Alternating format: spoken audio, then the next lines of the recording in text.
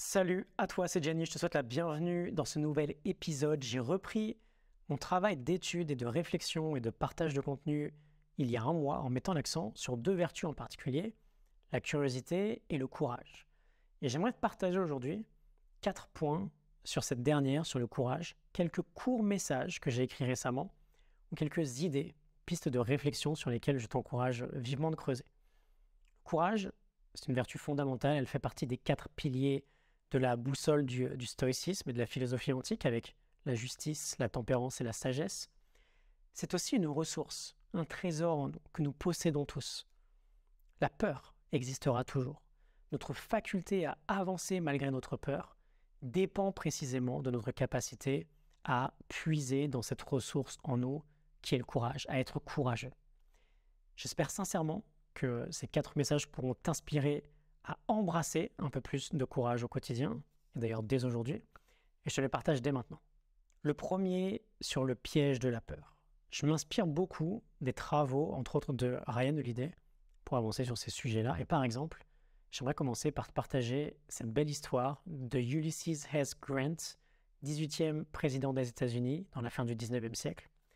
Au début de sa carrière militaire, il est en plein milieu du Texas, territoire très hostile. Les choses se passent mal pour lui et pour sa troupe. L'un de ses hommes tombe malade, ils perdent un cheval. Ils ont 100 km à parcourir, de nombreux ruisseaux à traverser. Bien sûr, il y a les Indiens qui rôdent dans les parages. Et surtout, très grande frayeur, des bruits de loups. Une peur intense, une forte envie de faire demi-tour, de fuir, lorsqu'un autre officier demande à Grant « Combien penses-tu qu'il y a de loups dans cette meute ?» Et il y répond, en pensant même sous-estimer le nombre réel, une vingtaine.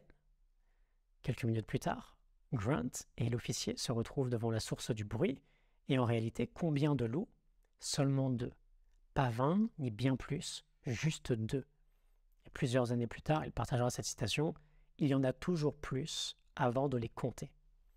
Et on a 2 morales sympas ici. La première, l'histoire de Grant, c'est notre histoire quotidienne à tous. On surestime toujours énormément l'obstacle, l'action, l'engagement qui se trouve devant nous. On surestime toujours à quel point ça va être difficile, ce que les gens penseront de nous si on le fait, avec cette peur qui sert à nous protéger, mais qui crée une illusion d'amplification exponentielle. Alors que dans 99% des cas, la réalité est différente. On l'expérimente tous. On se motive enfin, on passe quelques barrières de la peur, on agit, et on se retrouve souvent assez ridicule de s'être autant inquiété. Et la seconde, ces 2 loups, à ton avis, lorsqu'ils ont vu Grant et l'officier, qu'est-ce qu'ils ont fait? Ils se sont enfuis. Il n'y avait aucun danger, en fait. La peur était dans les 2 camps. Nos peurs sont loin d'être aussi réelles que notre esprit nous le fait croire. On a tous peur d'avancer vers ce qui fait sens pour nous, mais cette peur est précisément une formidable boussole. S'il n'y avait pas de sens, il n'y aurait pas de peur. On la surestime. Nos interlocuteurs la surestiment. Allons vérifier. Confrontons-nous à cette peur qui exagère tous les traits de notre action, et quand nous nous rendons compte, après notre action, qu'elle était majoritairement une illusion, que ce n'était pas aussi difficile que ça, gardons-le comme exemple pour la fois suivante. Ne prenons pas la peur pour ce qu'elle nous fait imaginer, prenons-la simplement pour ce qu'elle est, c'est-à-dire une très belle indication de protection et surtout un très beau signal pour agir. Le second message, à propos du courage d'être soi-même. Il y a de grandes chances que si un extraterrestre débarque d'un jour à l'autre sur cette Terre, il trouve que nous, humains, nous ressemblons tous. De l'extérieur, c'est vrai qu'il paraît plus simple de différencier une baleine, une araignée et une girafe que 7 humains venant des 7 continents. Pourtant, de l'intérieur, nous sommes tous différents. Notre richesse et notre pouvoir se trouvent dans cette différence. Sénèque écrivait « La preuve du pire, c'est la foule ». La preuve du pire, c'est le conformisme, c'est mettre un masque, c'est ne pas être soi. Alors, est-ce que ça paraît dangereux d'être différent dans une foule qui adopte les mêmes comportements? Oui, bien sûr. En tout cas, pour une partie de notre cerveau. Mais le dangereux d'aujourd'hui, c'est pas le même dangereux qu'il y a quelques centaines de milliers d'années. Le dangereux d'aujourd'hui n'est pas synonyme de danger de mort. Il est en réalité une invitation au courage. Il est un appel vers le courage. En quoi est-ce que tu crois? Qu'est-ce que tu penses qui est contraire à ce que pensent les autres? Qui serais-tu sans ce masque que le monde nous apprend à enfiler? En 3 mots, qui es-tu? Sois un peu plus de cela chaque jour. Ça demande du courage d'être un peu plus soi, de penser différemment, de faire un pas de côté, de voir ce que les autres ne voient pas ou d'entendre ce que les autres n'entendent pas. Ça demande du courage de réfléchir et de remettre en question ce qui vient de la foule, mais ne laissons pas la peur nous faire taire, nous faire enfiler un masque. Ryan Holiday, pour finir, écrit « Au final, être quelqu'un d'autre que nous-mêmes, c'est être un lâche.